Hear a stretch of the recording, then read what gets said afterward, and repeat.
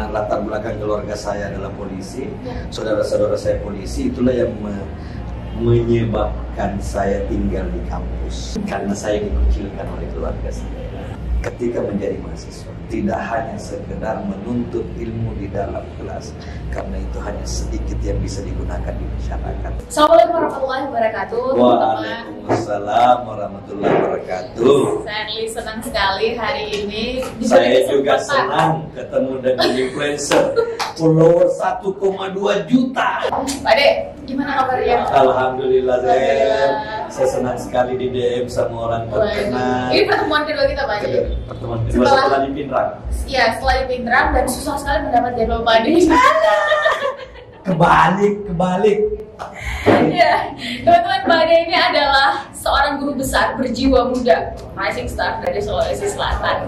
Panggilannya kenapa Pak Ade? Kita akan sama-sama bertanya langsung ke beliau. Tapi izinkan saya perkenalkan dulu, beliau ini secara lengkap adalah Profesor Dr. Insinyur Haji Zakir Sabera, MT, IPM, dan seterusnya. Banyak sekali Pak Ade. Panjang banget. Gimana nih panggilnya Prof? Enggak. Kalau Mas Shirley nggak mau dipanggil Prof.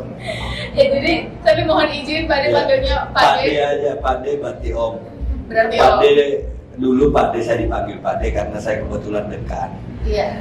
Dekan 2 periode di Fakultas Teknologi Industri 2014-2022. Teman-teman akhirnya terbiasa panggil Pak Ade, singkatan dari Pak Dekan. Tapi setelah berhenti jadi dekan, teman-teman lebih nyaman panggil Pak Ade. Ya sudahlah, kita konotasikan Pak Ade sebagai Om aja lah. Pak Ade-nya orang Jawa. Iya. Akhirnya ya udah, anak muda lebih merasa dekat. Iya. Kalau panggil Prof jauh sekali, Fer. Kenapa jauh, Pak? Terlalu jauh jaraknya.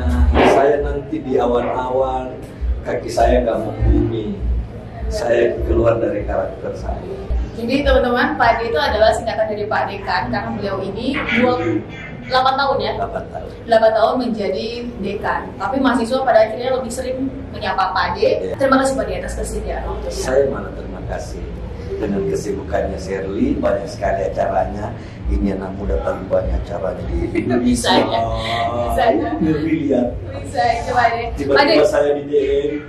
Tadi saya mau ke Makassar, ternyata acara di kampus saya nggak tahu. Kelewatan ya? Kelewatan, ternyata cari waktu. Pokoknya semua yang dijadwalkan saya iakan. Jumat, Kamis, pagi, siang, sore. Oh salah, Pak Ade. Jumat, pagi, siang, sore. Pokoknya saya iakan semua. Terus siapa yang susah waktunya? Ya kan? Tapi aktivitas Pak Ade sekarang gimana Pak Ade? Setelah tidak menjadi dekan, aktivitasnya gimana? Tambah sibuk dan apa saja? Biasa aja kesibukannya. Saya mungkin termasuk yang tidak bisa diam. Tidak bisa diam? Ya, dekan itu kan rutinitas biasa. Amanah, administrasi, semua bisa dihandle. Apalagi di era teknologi seperti sekarang kan, nggak ada yang sulit. Kalau aktivitas yang berubah bahwa saya tidak menjabat dekan, yang lainnya tetap jalan normal. Berarti mengajar, ngopi sama teman-teman, ngisi acara.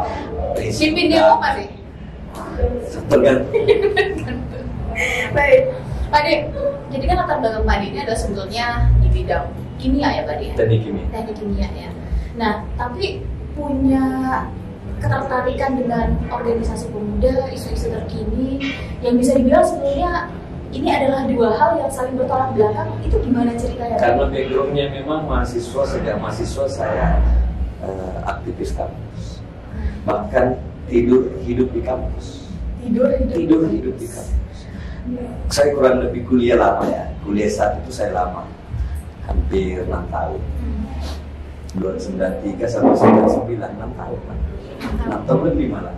Kira-kira 5 tahun saya hidup di kampus, tidur makan di kampus. Jadi backgroundnya memang anak jalanan. Anak jalanan ini maksudnya gimana nih? Anak jalanan yang selalu hidup di jalan setiap minggu. Setiap minggu ya? Setiap minggu di zaman Orde Baru. Nah Pak Ade, berarti kan Pak Ade ini merasakan bagaimana nuansa semangat anak muda di era itu dengan di era sekarang. Apa bedanya? Bisa Pak Ade share ke kita? Ya, empatinya mungkin. Empati? Empatinya yang penting. Jadi merasakan apa yang orang lain rasakan gitu ya Pak Ade? Iya, istilahnya kalau dulu lebih care ya. Kalau ada peristiwa lebih cepat ya. Kalau sekarang bahkan dengan ada teknologi malah slow. Dengan adanya teknologi malah sekarang orang nggak tepat waktu. Dulu malah karena teleponnya bisa kita hafalkan saja dulu, telepon rumahnya ini, telepon rumahnya. Terus kita janjian dengan orang, kita bisa lebih aware ya, karena komunikasi. Begitu berharganya komunikasi, begitu menghargainya komunikasi sehingga waktu itu semakin sangat kita hargai. Kalau sekarang kan kadang-kadang istilah anak muda sekarang kan OTW pada belum mandi. OTW baru keluar dari tempat rumah. Iya, kira-kira gitu. Itu yang membedakan. Tapi kalau yang lain, saya kira militansinya sama, cuma substansinya yang berbeda. Dulu mahasiswa dulu itu kuat membaca, saya. Bahkan membaca di balik berita.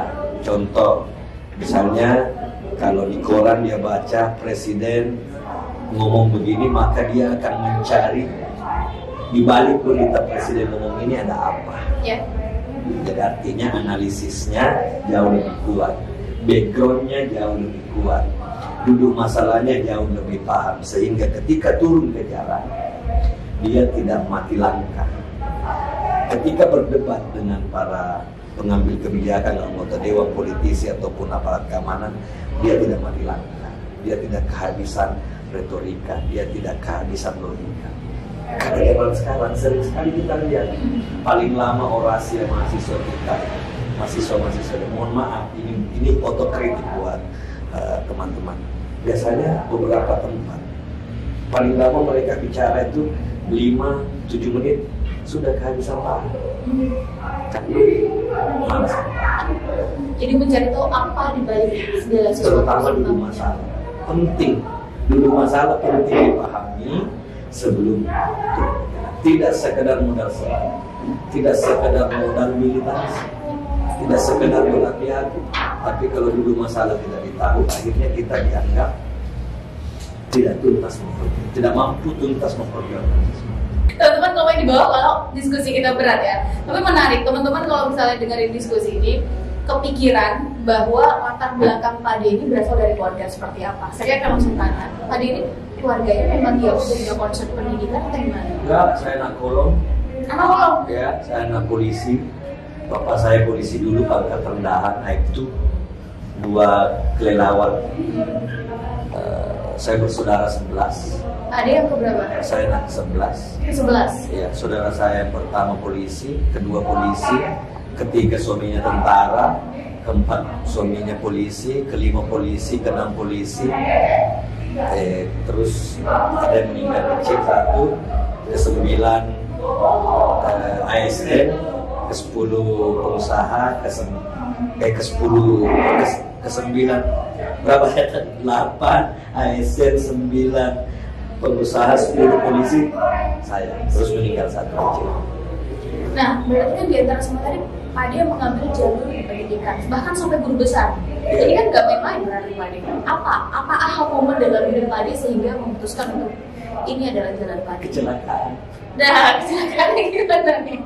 Kecelakaan apa yang terjadi? Cita-cita saya bekerja di industri. Industri? Iya. Kenapa? Saya senang lihat orang pakai helm proyek.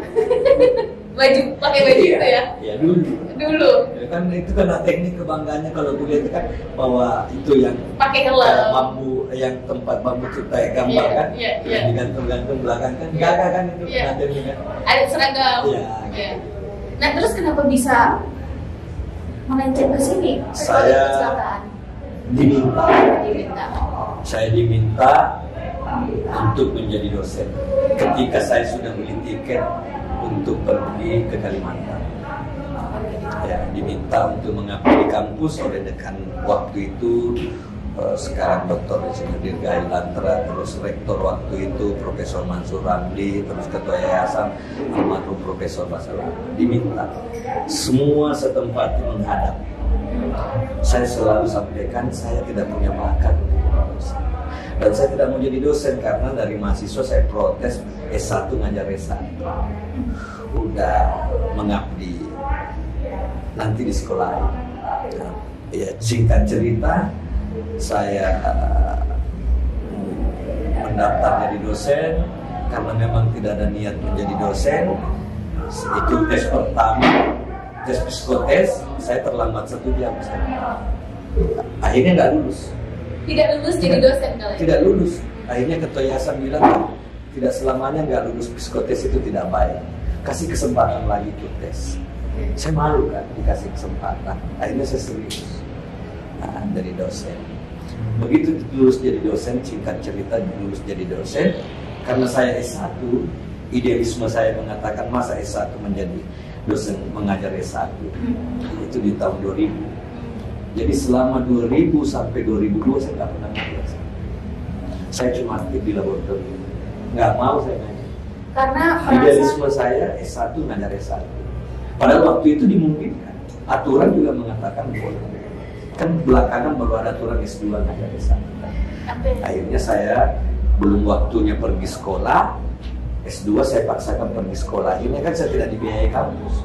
Karena belum bersyarat itu sekolah 2 tahun kan. Saya bismillah, saya minta izin, saya mohon izin di sekolah, nggak usah dibiayai, insya Allah kalau dapat rezeki dapat beasiswa, juga dapat beasiswa di ITS Pak. Akhirnya melanjutkan S2? S2, nanti setelah pulang dari S2 baru ngajar. Oh, di situ baru akhirnya benar-benar 2004 baru saya ngajar, 2004 selesai baru ngajar. Teman-teman, ini menarik karena bicara tentang idealisme. Ada satu pertanyaan yang tiba-tiba muncul Pak Ade, bahwa idealisme ini kan tentang nilai.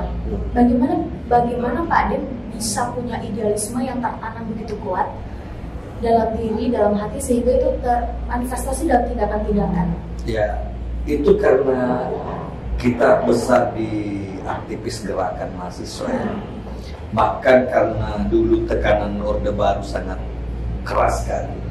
Sehingga saya, karena latar belakang keluarga saya adalah polisi, saudara-saudara saya polisi, itulah yang menyebabkan saya tinggal di kampus. Karena saya dikucilkan oleh keluarga saya. Jadi saya besar di aktivis kampus, sehingga saya pun sejak itu dalam hati menyatakan haram.